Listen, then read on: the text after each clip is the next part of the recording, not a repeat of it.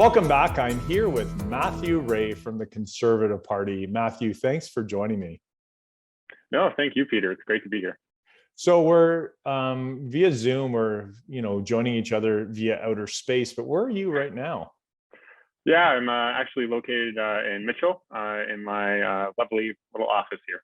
Perfect. And you grew up where? Yeah, I actually grew up just north of Harrison on my parents' dairy farm. My parents still live on the farm. They sold the cows and quota a couple of years ago now, but they're doing cow-calf. So I grew up outside of Harrison. And then you went off to the University of Guelph to study what? Yeah, I went to University of Guelph, so down the road a bit from Harrison, to study political science and international development is what I have a degree from there. And then I think you went somewhere in the world, maybe Vienna or something. What did you study in Vienna? Yeah, so I was fortunate enough to be able to go to Europe for my master's. And so I went to the Diplomatic Academy of Vienna in Austria.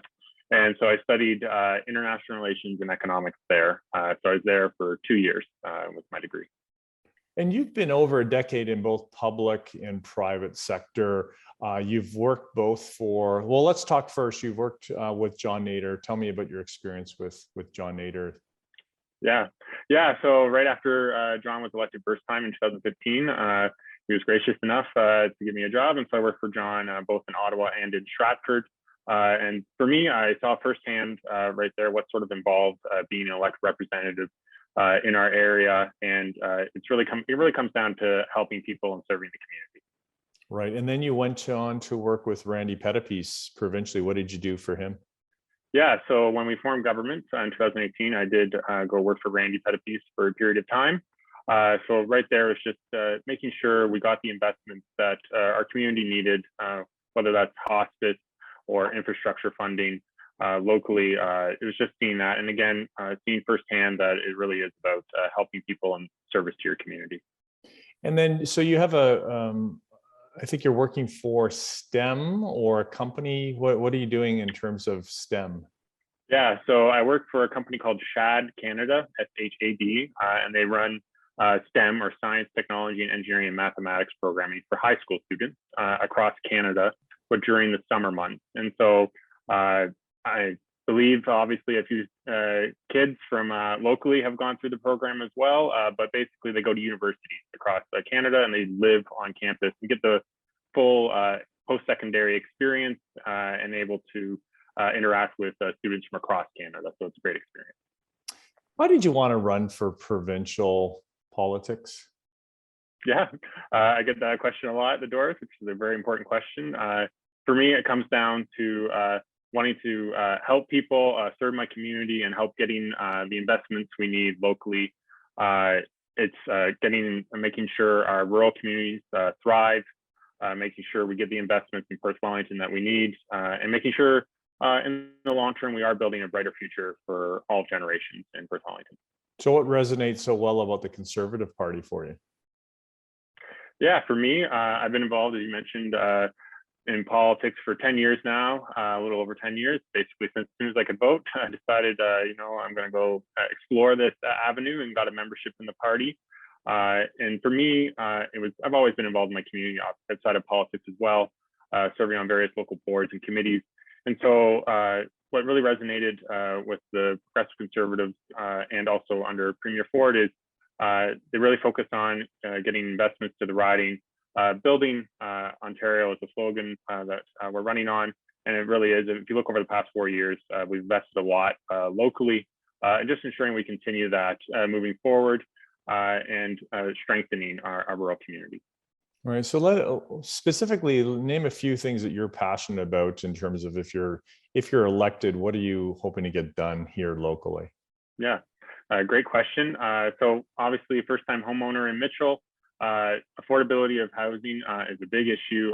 Personally for me, I also sit on currently the Perth County Committee for Affordable Housing, which is a committee of Perth County Council. And so just working with our municipalities locally, it is great to see all the municipalities in Perth Wellington understand that we need to work together with our provincial counterparts in Queen's Park to build more affordable housing across the spectrum, whether that's community housing or townhouses for the first-time homeowners, affordable housing to get into the market. I have a younger sister who's trying to get in now with her fiance, and she's not sure if she'll ever be able to get in the current market. So getting those investments, and then one investment we have done locally in the past 4 years is the Britannia Street housing project in Stratford. The province did contribute 3.9 million to that project. So just to ensure we work with our municipalities to continue to build these housing units that people can afford. Right. And specific on Britannia, you're referring to affordable housing. Is that correct? Yeah. Perfect. So it's a community housing project, I believe, run by the city of Stratford. Right. So you obviously are a bit of a smarty guy with the STEM and a master's degree. What are you hoping to do education-wise and being able to work under the Ministry of Education and help in that regard? Yeah, so I went to Norwell District Secondary School. I'm actually the third generation to graduate from there. My late grandmother was one of the first cohorts. And so I just use Norwell as an example because it's a great example of some of the schools locally that are leading in the province, I believe, with education. Before it was, I know Minister McNaughton talks a lot about the trades because it's very important. We need more skilled workers in all the trades. There's 144 trades. Everyone just usually thinks of masonry and carpentry, but tool and die, for example, et cetera. And so Norwell was ahead in that, and they really focused that. I know Stratford as well, Northwestern, they're working with the technical training group. And so just highlighting some of those things with the Minister of Education and the Ministry and the Minister of Labor, and showing we can work with our local schools and help train the workers for what we need in Ontario, but also locally as well. And so just highlighting those important things. We're also, a lot of our schools, because we're in a rural community, do a lot of agricultural programming.